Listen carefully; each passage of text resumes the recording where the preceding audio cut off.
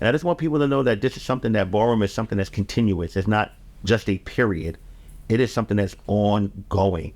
And this is something that's going to be added to all the time. Yeah. As ballroom grows and evolves more, this is something that I'm going to be proud of always adding to it. And, when you guys watch this and see this, I want people to be glad to be able to contribute and know that there's a place, a hub for their history to be seen and be appreciated and to be curated. For me, the legacy is to make sure that folks understand and we exist, right?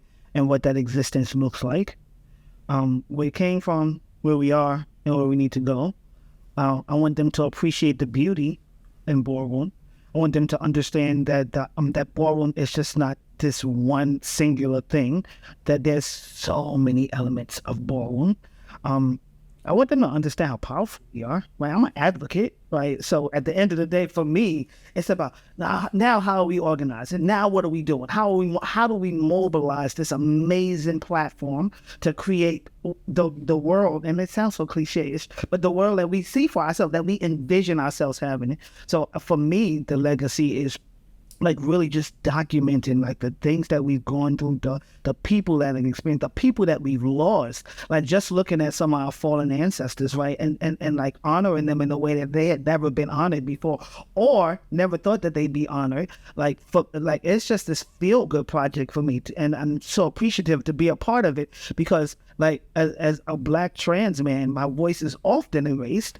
So to be able to sit here and not just tell my story about ballroom, but tell my story about Destination Tomorrow and tell my story about how we're growing and how we now employ 35 people, but we'll have 150 staff and how we've grown our organization. All that came from ballroom.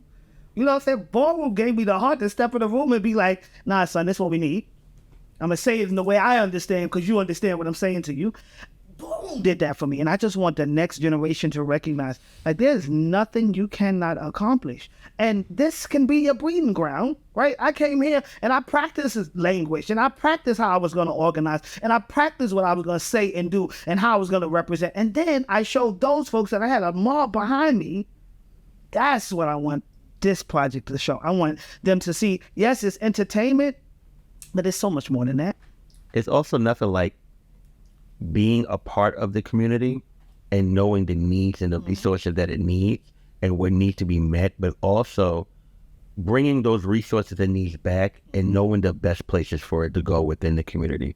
Because sometimes a lot of people, they talk about getting resources and getting needs met and they do it, but they don't give it to the right needs in the community. And I think that there are a lot of needs that need to be addressed in the community.